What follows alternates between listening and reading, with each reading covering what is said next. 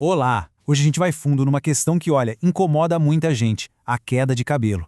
E a grande pergunta é, será que a verdadeira causa do problema está lá dentro, escondida nos nossos hormônios e na forma como a gente se nutre? Sabe, é uma situação que gera uma angústia enorme. Encontrar cabelo no travesseiro, ver a escova cheia, o ralo do banheiro. Quando essa perda de cabelo vira uma coisa constante, a frustração é gigantesca.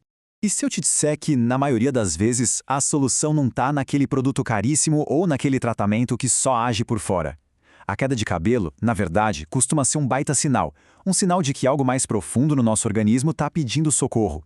Então vamos lá. A nossa jornada hoje vai passar por alguns pontos-chave. A gente vai olhar além do óbvio, entender a conexão direta da tireoide com o cabelo, falar sobre o equilíbrio delicado dos nutrientes, o papel dos hormônios e da insulina e, por fim, qual o caminho para uma recuperação completa. Para começar, a gente precisa mudar a nossa perspectiva. Em vez de ficar olhando só para o sintoma, para o cabelo que cai, vamos entender o que está acontecendo lá dentro. E o ponto central é este aqui. O folículo capilar, que é basicamente a fábrica do cabelo, é um mini órgão com uma atividade metabólica frenética. As células ali se multiplicam numa velocidade incrível e, para isso, precisam de muita energia, muito nutriente. Isso torna o folículo supersensível a qualquer desequilíbrio que aconteça no corpo.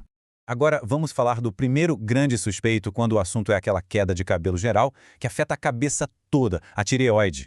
O hipotireoidismo acontece quando essa glândula, que é tipo a maestrina do nosso corpo, começa a trabalhar mais devagar.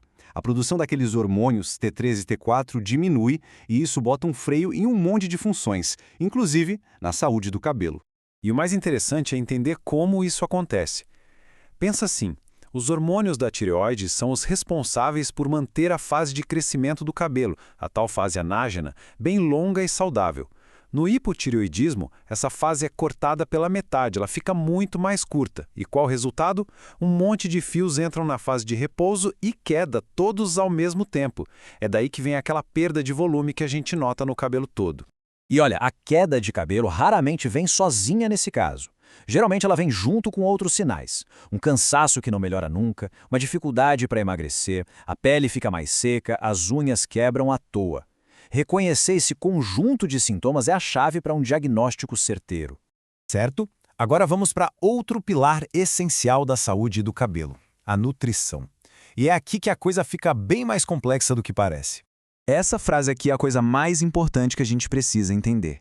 Muita gente sai correndo para comprar suplementos achando que vai resolver, mas a verdade é que o cabelo precisa de um equilíbrio, sabe? Muito preciso. Tanto a falta quanto o excesso podem, sim, levar à queda. E essa tabela ilustra esse paradoxo de forma brilhante. Dá uma olhada na vitamina A. A falta dela não parece ter relação com a queda, mas o excesso pode causar. O mesmo acontece com o selênio. Já o ferro e o zinco são fundamentais, mas se a dose for exagerada, eles viram tóxicos. Isso deixa muito claro porque sair se suplementando por conta própria, sem exame, sem orientação, é uma péssima ideia. Na melhor das hipóteses, não vai adiantar nada. Na pior, vai prejudicar a saúde. Seguindo em frente, vamos explorar outra causa hormonal super comum, principalmente entre as mulheres, a síndrome dos ovários policísticos, a famosa SOP, e a ligação forte que ela tem com o nosso metabolismo. A SOP, gente, é muito mais do que uma questão ginecológica. É uma condição que afeta o corpo inteiro, principalmente porque ela causa uma bagunça hormonal com um aumento na produção de hormônios masculinos, os andrógenos. E esse excesso de andrógenos tem um alvo bem específico: os folículos capilares. Em quem já tem uma predisposição genética, esses hormônios provocam um processo chamado de miniaturização. Basicamente, eles vão afinando o fio de cabelo cada vez mais, o que caracteriza a alopécia androgenética. Mas, de onde vem tanto hormônio masculino assim? Muitas vezes, a raiz do problema é metabólica. Acompanhe essa reação em cadeia. Tudo começa com a resistência à insulina. Para tentar vencer essa resistência, o pâncreas começa a produzir mais e mais insulina. E são justamente esses níveis altíssimos de insulina que vão lá nos ovários e mandam eles produzirem mais andrógenos. Pronto, fechou o ciclo que leva à queda de cabelo. Ok, a gente já entendeu várias das causas mais profundas. Mas e aí, qual é o caminho para se recuperar disso? A resposta, sem dúvida, está numa abordagem que olha para o todo. A lógica é bem simples, na verdade. Se a queda de cabelo tem várias causas, que envolvem tireoide, nutrientes, outros hormônios, Um tratamento que foca numa coisinha só tem pouca chance de dar certo. A solução precisa, necessariamente, conectar todos esses pontos. Então, um plano de tratamento que funciona mesmo se apoia em 4 pilares. Primeiro, diagnóstico preciso, com exame de sangue para saber o que está acontecendo. Segundo, correção hormonal com tratamento médico. Terceiro, ajustes na nutrição, tudo direcionado.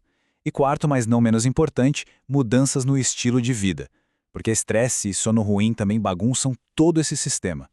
E só para reforçar o pilar mais importante de todos, o diagnóstico. A investigação séria começa aqui, nos exames. Não é achismo, é ciência. Avaliar a tireoide, ver os estoques de ferro com a ferritina, medir os hormônios masculinos e os marcadores metabólicos, é isso que permite entender a causa de verdade e, a partir daí, montar um plano que vai funcionar.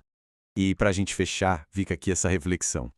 Em vez de encarar a queda de cabelo como uma sentença, que tal se a gente começasse a ver como uma mensagem? Um sinal que o nosso corpo está enviando. Um convite para a gente investigar mais a fundo e restaurar o nosso equilíbrio. Entender o que ele está tentando comunicar é o primeiro e, com certeza, o passo mais poderoso para a recuperação.